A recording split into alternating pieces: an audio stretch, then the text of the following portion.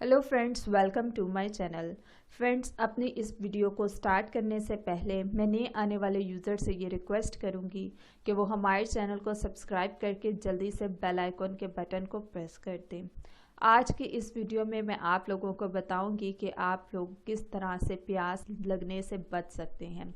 अक्सर लोग जब रमज़ान में रोज़ा रखते हैं तो उनको रोज़े के वक्त बहुत ज़्यादा प्यास लगी होती है, लेकिन रोज़ा होने की वजह से ना तो वो अपना रोज़ा तोड़ सकते हैं और ना ही अपनी प्यास बुझा सकते हैं।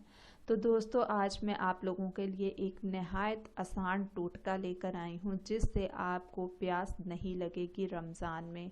और आम रूटीन में अगर आप इसको यूज़ करना चाहें तो भी आप यूज़ कर सकते हैं, लेकिन ये टोटका स्पेशली रमज़ान के लिए है कि जब आप रोज़ा रखते हैं तो आप लोग प्यास से कैसे बच सकते हैं। तो दोस्तों, उसके लिए आप लोगों को जो इंग्रेडिएंट चाहिए है वो है 1 चम्मच दही। हाँ जी, सिर्फ 1 चम्मच दही खाने से आपको रोज़े में प्यास नहीं लगेगी और आप खुद देख के हैरान हो जाएंगे कि वाकई आपको प्यास नहीं लगेगी। तो दोस्तों, आप लोगों ने क्या करना है, आप लोगों ने जब सहरी ख़त्म हो रही होगी यानी कि जब रोज़ा बंद होने वाला होगा तो आपने 1 चम्मच जो है दही का खा लेना है।